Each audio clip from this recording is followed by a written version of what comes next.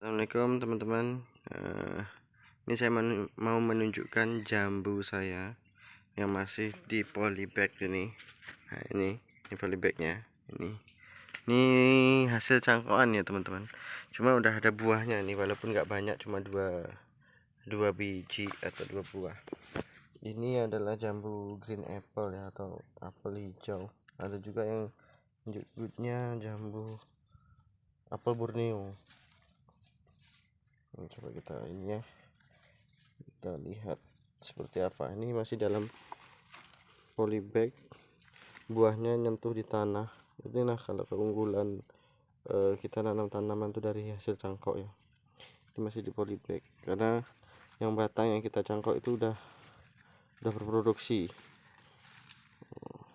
Ini mau kita petik ya, nanti kita review rasanya seperti apa.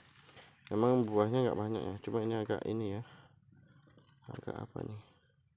Oh, udah lepas sendiri teman-teman, udah ketuaan nih kayaknya. Nih, kalau di teman-teman apa ini buahnya? Kalau di sini kemarin saya waktu itu nyangkok di tempat teman saya, katanya itu adalah jambu apel atau jambu apel dari Kalimantan, atau Kalimantan tuh Borneo ya, nama lainnya adalah Borneo, makanya sering juga disebut dengan apel Borneo, atau ada juga yang menyebutnya green apple ya, apel hijau, karena dia masaknya seperti ini, hijau. Memang ada semburat-semburat coklat gitu ya. Nanti kita review rasanya seperti apa. Kita simpan dulu. Nah, ini ya. Ini ada lagi. Jadi saya kemarin nyangkok 2 batang dan alhamdulillah ada buahnya semua. Kemarin nyangkok memang kayaknya udah mau mendeketin berbuah ya. Nah, ini. Kemarin ada buahnya di sini, tapi rontok karena dahan yang ke atasnya ini kering. Jadi menyisakan 2 juga ini. Ini masih dalam polybag ya teman-teman, karena baru turun cangkok beberapa bulan yang lalu. Ini sebenarnya udah bisa ditanam ya, cuma karena kemarin ada buahnya, saya sayang kan, jadi saya ini kita petik aja ya. Sepertinya ini udah masak nih, sepertinya udah masak. Bismillahirrahmanirrahim, kita petik ya. Buahnya di tanah ya teman-teman. Nah, ini buahnya di tanah, di polybag, masih di polybag. Oke, kita petik teman-teman, mantap ya. Nah, itu teman-teman, itu review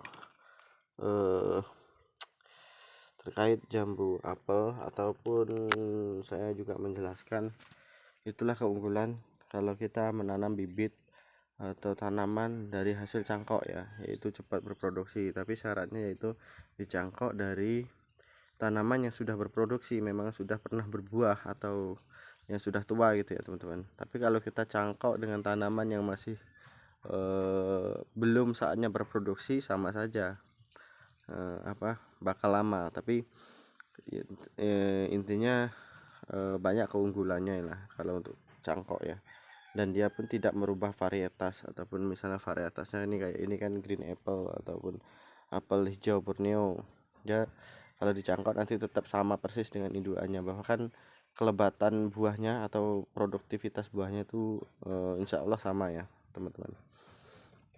Cuma bibit okulasi pun bagus juga teman-teman, bagus, sama bagusnya. Bahkan kalau diperkebunkan di tanah ataupun diperkebunkan secara banyak gitu ya, skala besar gitu ya, rata-rata itu memang justru yang dari okulasi ya. Karena kan kalau batangnya besar itu, kalau dari cangkok dikhawatirkan rawan tumbang karena dia tidak memiliki akar tunggang.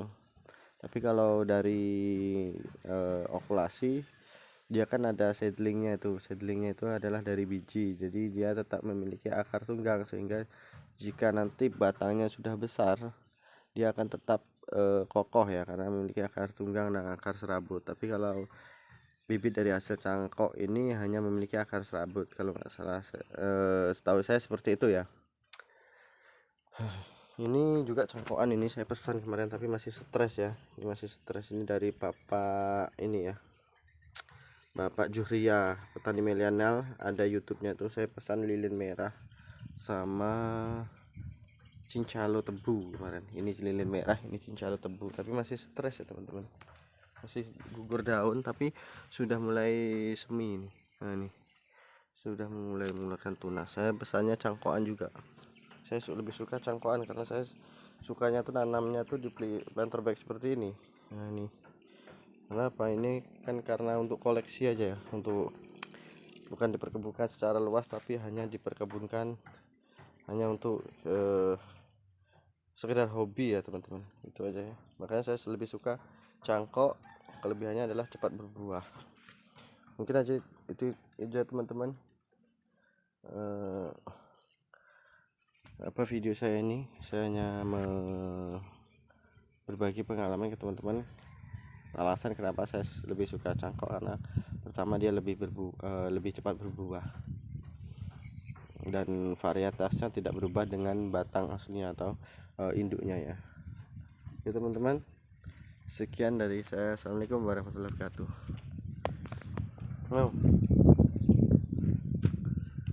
Coba subscribe Om Adi. Banyak lah 300.